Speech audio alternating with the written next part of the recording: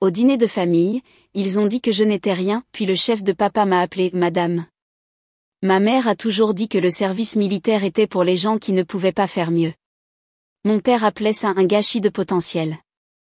Mon frère souriait avec dédain et disait que les filles n'avaient pas leur place au combat. Aucun d'eux ne savait que pendant qu'ils étaient occupés à rejeter mes choix, je devenais l'une des plus jeunes colonels de l'histoire de l'US Air Force.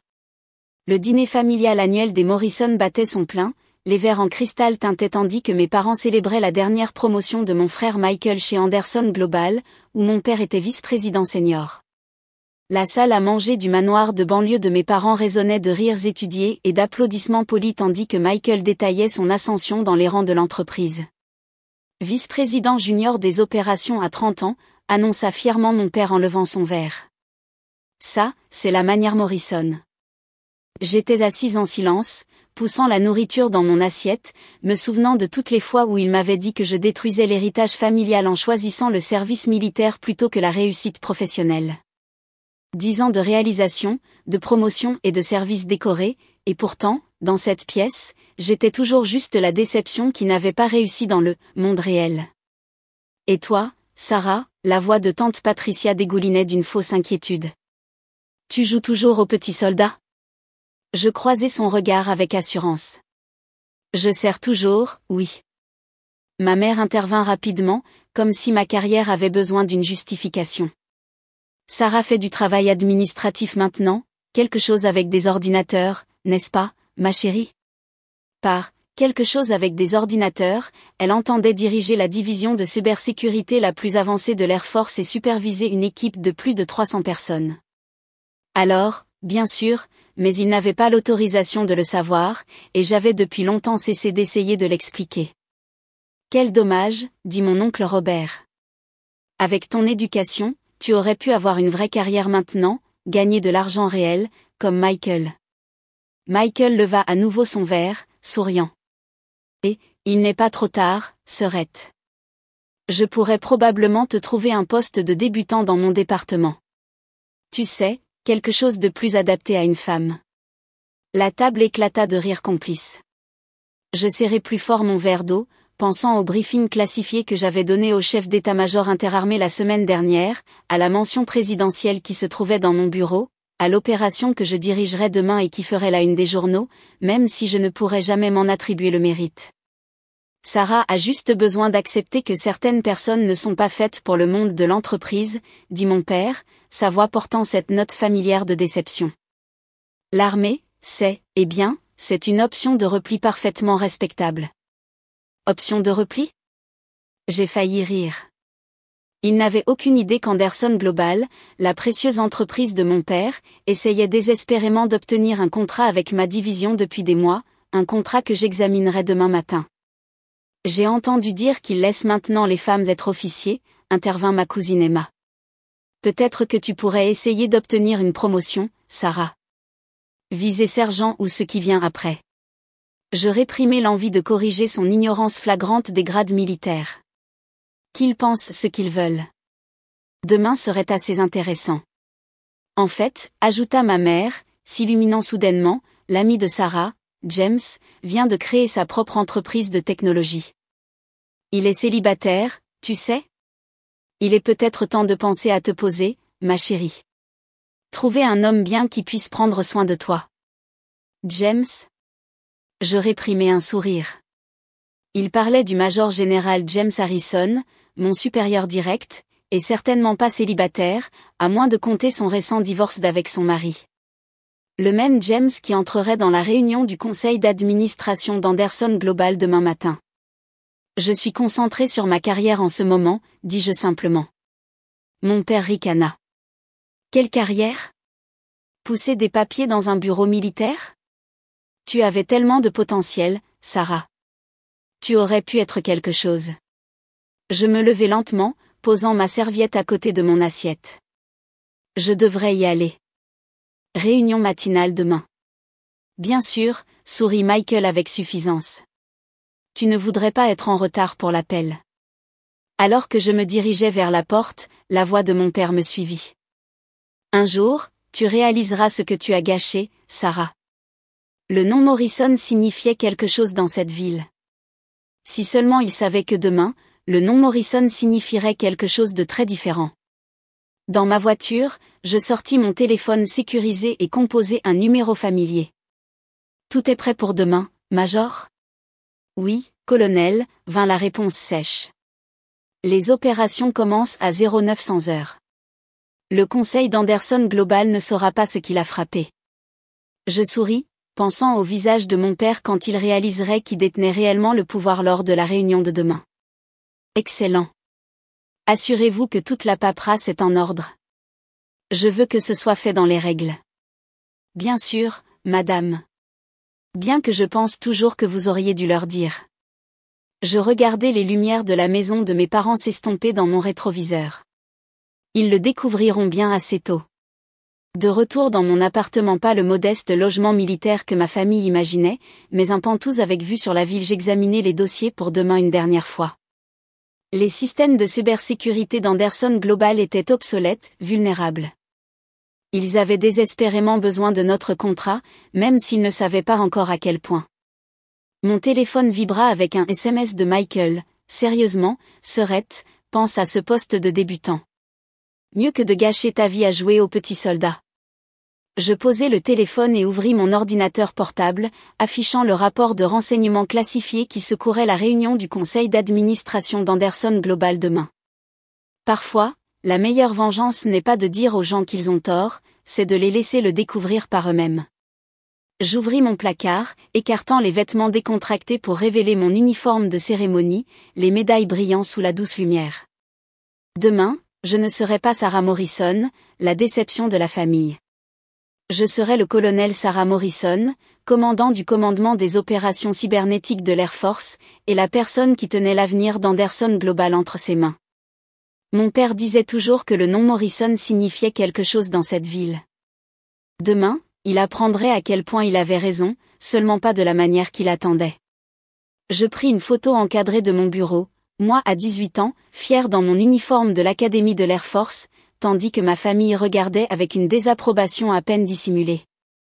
10 ans, d'innombrables missions et 3 promotions plus tard, j'étais sur le point de leur montrer exactement ce que leur « option de repli » était devenue. Le lendemain matin, j'arrivai au siège d'Anderson Global 1 heure avant la réunion du conseil. Mon uniforme de cérémonie était impeccable, les médailles et les insignes parfaitement placés. Le gardien de sécurité à la réception eut un mouvement de recul en voyant mes accréditations. « Colonel Morrison, êtes-vous parente de… » « Oui, dis-je simplement. Je suis la fille du vice-président. » Il se redressa immédiatement en voyant mon insigne de grade. « Madame, le major général Harrison vous attend dans la salle de conférence exécutive. » Je pris l'ascenseur privé jusqu'au dernier étage, me souvenant de toutes les fois où j'avais visité le bureau de mon père enfant. À l'époque, ce bâtiment m'avait semblé un temple du succès. Maintenant, ce n'était qu'une autre étape de ma mission. James attendait, son propre uniforme imposant un respect instantané. « Prête pour ça, colonel ?»« N'est prête, monsieur », répondis-je, examinant les documents classifiés une dernière fois. Les membres du conseil commencèrent à entrer à 8h45. Mon père entra le dernier, absorbé dans une conversation avec Michael. Aucun d'eux ne me vit debout dans un coin, partiellement caché par un grand écran de projection. « Commençons », annonça mon père, prenant place en bout de table. « Comme vous le savez, nous sommes ici pour discuter du contrat de cybersécurité militaire. Notre équipe technique a préparé ?» En fait, l'interrompit James en se levant. « C'est moi qui dirigerai cette réunion. » Il me fit un geste. « Colonel, si vous voulez bien. » Je m'avançai. Le sang quitta le visage de mon père. Le sourire suffisant de Michael disparut. Les autres membres du conseil semblaient confus, regardant entre moi et mon père. « Bonjour, dis-je, ma voix portant l'autorité du commandement.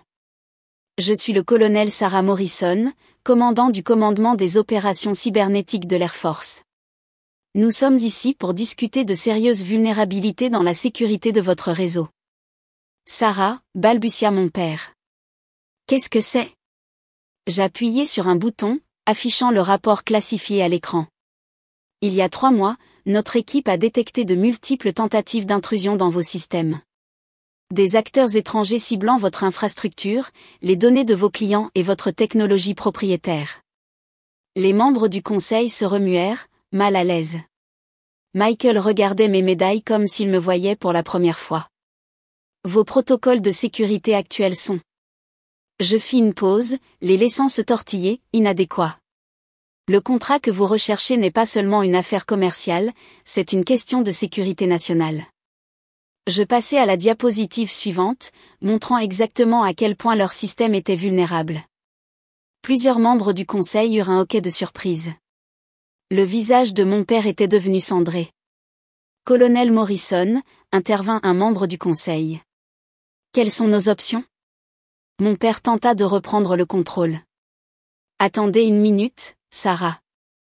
Vous ne pouvez pas simplement venir ici.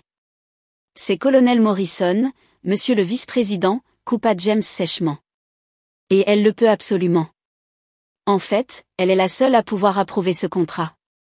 J'exposai les conditions, protocole strict, refonte complète du système et audit régulier par mon équipe. Le prix fit grimacer plusieurs membres du conseil, mais ils savaient, comme nous, qu'ils n'avaient pas le choix. Si vous choisissez de ne pas vous conformer, ajoutai-je, nous serons obligés de classer Anderson Global comme un risque pour la sécurité. Cela signifierait la résiliation immédiate de tous les contrats gouvernementaux. La mâchoire de mon père se serra. Il savait ce que cela signifierait, la fin d'Anderson Global tel qu'il le connaissait. Le choix vous appartient, conclus-je. Vous avez 24 heures pour décider. Tandis que les membres du conseil sortaient, mon père resta assis, me regardant comme s'il voyait une étrangère. Michael s'attarda près de la porte, son arrogance antérieure remplacée par le choc. Pendant tout ce temps, dit finalement mon père. Tu étais colonel, chef des opérations cybernétiques. La personne qui tenait l'avenir de son entreprise entre mes mains. Je souris légèrement. Toutes ces choses que tu pensais que je ne serais jamais. Pourquoi ne nous l'as-tu pas dit? M'aurais-tu cru? Ou l'aurais-tu rejeté comme tout ce que j'ai fait d'autre? Michael s'avança. Sœurette, je ne savais pas. Clairement, le coupai-je. Au fait, ce poste de débutant que tu as offert, je gagne 3 fois ton salaire, et ce n'est que mon salaire de base. Je rassemblai mes documents, me préparant à partir. Mon père se leva brusquement. Madame, attendez. Peut-être pourrions-nous discuter de cela, en famille. Je me retournai, croisant son regard. Famille? Hier soir, tu as dit que je ne serais jamais rien, que je gaspillais mon potentiel. Eh bien, voici mon potentiel, papa. Voici qui je suis. Et en ce moment, je ne suis pas ta fille. Je suis un colonel qui fait son travail. James apparut à la porte, prêt à partir. Colonel, les chefs d'état-major interarmés attendent notre briefing. Les chefs d'état-major interarmés, murmura Michael. Oui, répondis-je. Il s'avère que pousser des papiers dans un bureau militaire peut mener quelque part, après tout. Plus tard dans la soirée, mon téléphone fut inondé de messages. Ma mère, soudainement fière de sa fille militaire. Tante Patricia, s'excusant pour ses remarques. Des cousins voulant savoir si je pouvais aider leurs enfants à rejoindre l'Air Force. Je les ignorais tous et me versai un verre de vin, profitant de la vue depuis mon Penthouse, le même Penthouse que ma famille pensait que je ne pouvais pas me permettre avec un salaire de soldat. Une semaine plus tard, Anderson Global signa le contrat, le plus important de son histoire. Le conseil avait discrètement voté pour promouvoir quelqu'un d'autre au poste de mon père, lui suggérant de prendre une retraite anticipée. Le département de Michael fut le premier sur la liste pour les audits de sécurité. Je n'assistai pas à la cérémonie de signature du contrat. Au lieu de cela, j'étais à Washington, informant le Congrès sur les cybermenaces émergentes. Mon père envoya un email, essayant d'expliquer, de s'excuser, de comprendre. J'avais tort, écrivit-il. Tu es devenu quelque chose que je n'aurais jamais imaginé. Je répondis finalement par 2 phrases, je ne suis pas devenu quelque chose, papa. J'ai toujours été quelque chose. Tu ne pouvais simplement pas le voir. 2 mois plus tard, je reçus une autre promotion, la plus jeune générale de brigade de l'histoire de l'Air Force. Des sénateurs, des chefs militaires et des dignitaires du monde entier assistèrent à la cérémonie. Ma famille était assise au dernier rang, regardant leur fille, option de repli, recevoir son étoile. Ma mère pleura. Mon père avait l'air abasourdi. Michael salua effectivement, bien qu'il l'ait fait complètement de travers. Ce soir-là, à la réception, un jeune lieutenant s'approcha de moi. Général Morrison, votre discours sur le fait de suivre son propre chemin malgré ce que pensent les autres, m'a vraiment touché. Ma famille ne soutient pas non plus mon service. Je souris, me souvenant de cette photo de moi à 18 ans, fière tandis que ma famille fronçait les sourcils. Laissez-moi vous raconter une histoire, dis-je. Elle commence par un dîner de famille où l'on m'a dit que je ne serais jamais rien. Le lieutenant écouta attentivement pendant que je partageais mon parcours. Autour de nous, la réception continuait, mon nouveau monde de généraux, de politiciens et de véritables faiseurs de pouvoir. Par la fenêtre, je pouvais voir ma famille blottie à sa table, ayant toujours l'air déplacée dans ce monde qu'ils n'avaient jamais compris. Parfois, le succès ne consiste pas à prouver aux autres qu'ils ont tort. Parfois, il s'agit de se prouver à soi-même qu'on a raison. Et parfois, juste parfois, le chemin que tout le monde vous dit d'éviter est exactement celui que vous êtes censé prendre. Je touchais l'étoile de général sur mon épaule, me souvenant de toutes les nuits où j'étais resté éveillé à étudier pendant que Michael faisait la fête, de toutes les missions que j'avais accomplies pendant que ma famille assistait à des galas de charité, de toutes les promotions que j'avais obtenues pendant qu'il se moquait de mes choix. Mon père avait toujours dit que le nom Morrison signifiait quelque chose dans cette ville. Il avait raison. Mais maintenant, il signifiait quelque chose de complètement différent. Quelque chose qu'il n'avait jamais attendu. Quelque chose qu'il ne pouvait pas contrôler. Quelque chose qui n'avait rien à voir avec le succès des entreprises ou l'héritage familial.